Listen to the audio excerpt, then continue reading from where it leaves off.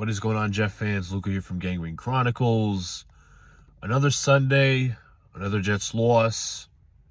First of all, if you guys haven't already, hit the like button, subscribe, do all the good stuff.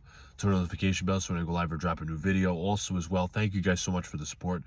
Even though I haven't exactly been consistent with the content, tomorrow we're going to have therapy stream. You guys get to spout off your thoughts about the New York Jets.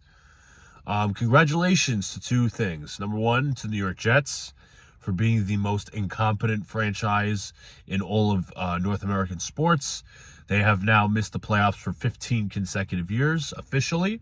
So well done, guys. Pat on the back. And second of all, congratulations to those fans last week that said that the negative fans or the pro-tank fans were wrong, in which the Jets absolutely won a meaningless game last week and nothing except special teams panned over to this week. So congratulations to them. They finally get a little bit of humble pie, and so did the New York Jets. Today was one of those, let me say this for the record, and I was doing my stream over on Knicks Cast for the Knicks Magic game, which I had a lot more joy calling as opposed to watching any of the Jet game. It's just, the Jets are just not a fun watch right now. I mean, for most of the year they haven't. I mean, they've competed in some games, but I get no genuine enjoyment watching the New York Jets.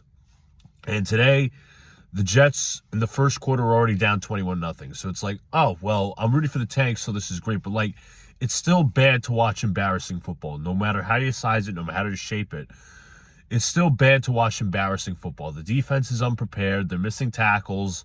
Gap discipline is poor. They're clearly poorly coached, which is on Steve Wilks. Aaron Glenn said in the press conference that he did not have his team prepared. So I appreciate him holding himself accountable, but I think he's got to hold his staff accountable and his players accountable as well. The offense just kind of sputtered. I mean, when you have Tyrod Taylor and Brady Cook out there, what do you expect? Taylor obviously ended up getting hurt. No surprise there because the dude gets hurt every single year, and every single time he starts a few games, he is bound to get injured. Brady Cook steps in, throws an interception. I think he didn't even throw. He might have threw a touchdown pass, not totally sure.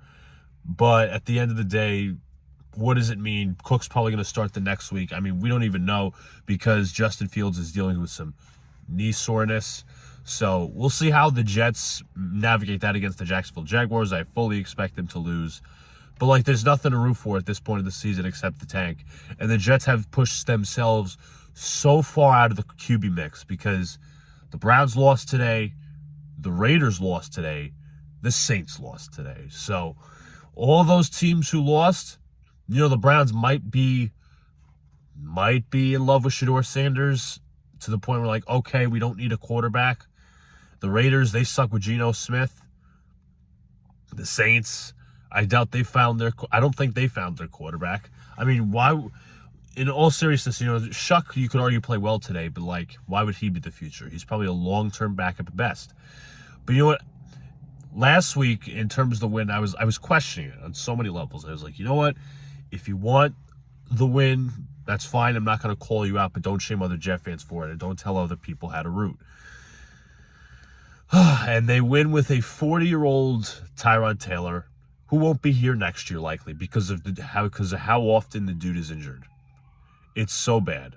It's so terrible. There's an ambulance coming down my street. Anywho, sorry. Tyrod Taylor won't be here next year. There's going to be abundance of players who won't be here next year. How can you call anything meaningful or have these culture wins when you don't even have your franchise quarterback yet? Justin Fields isn't the guy. Tyrod Taylor's not the guy. I don't know if the Jets are going to trade for a quarterback this offseason, but they're going to try to draft one, obviously. How could anyone say, pound their chest last week and say, hey, we beat the crappy Atlanta Falcons with 40-year-old Tyrod Taylor, who may or may not be here next year? And Connor Hughes said it in the postgame.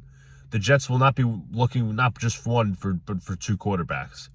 A backup to the rookie and the rookie itself. But it's one of these wins. It's one of these, I shouldn't say one of these wins. It's one of these games where you just question everything with the Jets. Do they have the right head coach? Do they have the right OC? Do they have the right defensive coordinator? Special teams has played well. But when people say, and I mentioned this last week, I might have, during the stream, which didn't go so great, by the way, when they say, it's not a one-year thing. Come on. It's not going to be a one-year rebuild. And they're saying that this is going to take multiple years. Okay, I'm going to challenge you on your logic. If this isn't going to take 1 year, then how do we know that this year is meaningful? How do we know that this year counts, right?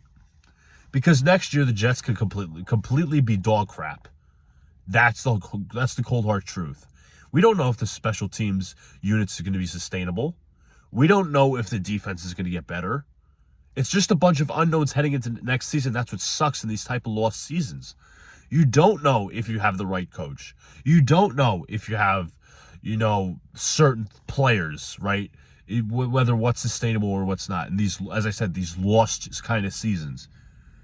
So fans making these predicaments and not having the foresight or an eye on the future, it just doesn't make any sense. And people could ask me, which is a fair question, like, why are you rooting for the tank? It's not guaranteed that Mendoza will be the best quarterback or Dante Moore will be the best quarterback when they come out of the draft, not just next year, but like 2-3 years from now. Like, is Trevor Lawrence the best quarterback coming out of the 2021 draft? That's an absolutely no. It's not. But you just look at all things and it sucks. It sucks to be a Jet fan right now. I'll dig more into tomorrow, but the incompetence reigns on. There's a lot of questions for the future. Talk to you all later.